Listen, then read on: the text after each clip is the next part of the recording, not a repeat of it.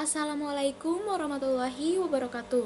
Kami dari kelompok 611 IPS 1 ingin mempresentasikan mengenai materi demokrasi parlementer. Sebelumnya, perkenalkan nama saya Anissa Ramadhani Santosa. Saya Dede Dian Padilla. Saya Epinopitasari. Saya Kaila Semarna. Saya Muhammad Sakir Firjatullah. Nama saya Tiarawati.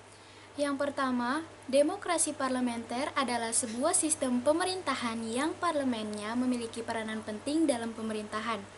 Dalam hal ini, parlemen memiliki wewenang dalam mengangkat Perdana Menteri dan parlemen pun dapat menjatuhkan pemerintahan, yaitu dengan cara mengeluarkan semacam mosi tidak percaya. Sistem parlemen dapat memiliki seorang presiden dan seorang Perdana Menteri yang berwenang terhadap jalannya pemerintahan. Presiden hanya menjadi simbol kepala negara saja. Selanjutnya, ciri-ciri dari demokrasi parlementer. Yang pertama, ada kedudukan DPR lebih kuat atau lebih tinggi daripada pemerintah. Yang kedua, kekuasaan eksekutif dijalankan oleh kabinet atau dewan menteri di bawah pimpinan Perdana Menteri dan bertanggung jawab pada parlemen. Yang ketiga, presiden hanya sebagai kepala negara, kepala pemerintahan dipegang Perdana Menteri. Yang keempat, program kebijakan kabinet disesuaikan dengan tujuan politik anggota parlemen. Yang kelima, kedudukan kepala negara terpisah dari kepala pemerintahan, biasanya hanya berfungsi sebagai simbol negara.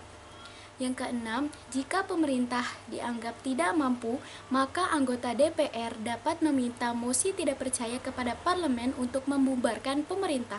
Dan yang terakhir, yang ketujuh, kekuasaan yudikatif dijalankan oleh badan pengadilan yang bebas. Pelaksanaan demokrasi parlementer dalam bidang politik di Indonesia. Secara garis besar, pelaksanaan demokrasi parlementer ini terbagi ke dalam 3 periode. Periode pertama pada kurun waktu 1945 sampai 1949. Kedua, pada kurun waktu 1949 sampai 1950. Dan yang ketiga, yakni dalam kurun waktu 1950 sampai 1959. A. Pada masa pasca revolusi kemerdekaan 18 Agustus 1945 sampai 27 Desember 1945. Pada masa ini ternyata masih terbagi lagi ke dalam 2 periode, yakni 18 Agustus 1945 sampai 14 November 1945, di mana berlaku sistem pemerintahan presidensil, dan 14 November 1945 sampai 27 Desember 1949, di mana berlaku sistem pemerintahan parlementer. B. Kurun waktu kedua 27 Desember 1949 sampai 17 Agustus 1950. Pada periode ini, sistem pemerintahan Indonesia masih menggunakan sistem pemerintahan parlementer yang merupakan lanjutan dari periode sebelumnya. Dalam sistem parlementer, artinya kabinet bertanggung jawab kepada parlementer atau DPR. C. Kurun waktu ketiga atau 17 Agustus 1950 sampai 5 Juli 1959. Pada tanggal 17 Agustus 1950, negara RIS secara resmi dibubarkan. Sebelum Republik Indonesia Serikat dinyatakan bubar, terjadi demo besar-besaran menuntut perbuatan suatu negara kesatuan, maka melalui perjanjian antara 3 negara bagian, negara Republik Indonesia, negara Indonesia Timur, dan negara Sumatera Timur, dihasilkan perjanjian pembentukan negara kesatuan berdasarkan Undang-Undang Sementara 1950. Pelaksanaan demokrasi parlementer dalam ekonomi di Indonesia. Masa ini disebut masa liberal karena dalam politik maupun sistem ekonominya menggunakan prinsip-prinsip liberal. Perekonomian diserahkan pada pasar sesuai teori-teori mazhab klasik yang menyatakan laissez-faire laissez-passer, padahal pengusaha pribumi masih lemah. dan belum bisa bersaing dengan pengusaha non-pribumi, terutama pengusaha Cina. Pada akhirnya, sistem ini hanya memperburuk kondisi perekonomian Indonesia yang baru merdeka. Selanjutnya, akhir dari demokrasi parlementer di Indonesia. Berakhirnya demokrasi parlementer ditandai dengan dikeluarkannya Dekret Presiden 5 Juli 1959. Kegagalan konstituante menetapkan Undang-Undang Dasar membawa Indonesia ke tepi jurang kehancuran. Keadaan negara yang telah merongrong sejumlah pemberontakan menjadi bertambah gawat. Atas dasar pertimbangan menyelamatkan negara dari bahaya, Presiden Soekarno terpaksa melakukan tindakan inkonstitusional. Tindakan presiden tersebut berupa pengeluaran dekret yang dikenal dengan Dekret Presiden 5 Juli 1959. Tindakan itu didukung oleh militer karena mereka sudah direpotkan oleh sejumlah pemberontakan akibat krisis politik. Lebih lanjut, Dekret Presiden 5 Juli dikeluarkan dengan berbagai pertimbangan. Yang pertama, anjuran untuk kembali kepada Undang-Undang Dasar 1945 tidak memperoleh keputusan dari konstituante. 2. Konstituante tidak mungkin lagi menyelesaikan tugasnya karena sebagian besar anggotanya telah menolak menghadiri sidang.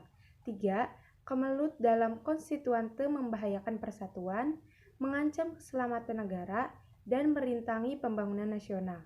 Sedangkan yang menjadi keputusan dalam Dekret Presiden 5 Juli, yang pertama, konstituante dibubarkan. 2. Undang-Undang Dasar 1945 berlaku kembali sebagai Undang-Undang Dasar Republik Indonesia.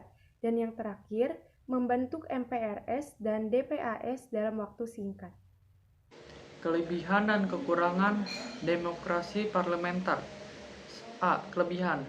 1. Pengaruh rakyat terhadap politik yang dijalankan pemerintah sangat besar.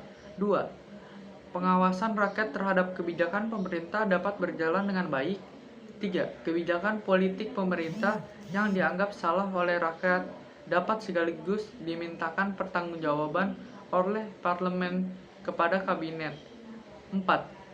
Mudah mencapai kesesuaian pendapat antara badan eksekutif dan badan legislatif. 5.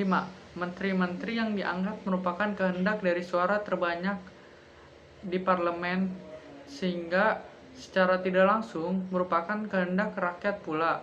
6. Menteri akan lebih berhati-hati dalam menjalankan tugas karena setiap saat dapat dijatuhkan oleh parlemen. 7. Pemerintah yang dianggap tidak mampu mudah dijatuhkan dan diganti dengan pemerintah baru yang dianggap sanggup menjalankan pemerintahan yang sesuai dengan keinginan rakyat. Baik, berikutnya adalah kekurangan dari demokrasi parlementer, yaitu yang pertama ada kedudukan badan eksekutif tidak stabil karena dapat diberhentikan setiap saat oleh parlemen melalui mosi tidak percaya. Yang kedua, sering terjadi pergantian kabinet sehingga kebijakan politik negara pun labil. Dan yang ketiga, karena pergantian eksekutif yang mendadak, eksekutif tidak dapat menyelesaikan program kerja yang telah disusunnya. Selanjutnya adalah kesimpulan dari demokrasi parlementer, yaitu demokrasi parlementer adalah sistem demokrasi yang pengawasannya dilakukan oleh parlemen. Demokrasi ini memiliki wewenang dalam mengangkat Perdana Menteri dan parlemen pun dapat menjatuhkan pemerintahan, yaitu dengan cara mengeluarkan semacam mosi tidak percaya. Sekian dari kelompok kami, kurang lebihnya mohon maaf. Terima kasih. Wassalamualaikum warahmatullahi wabarakatuh.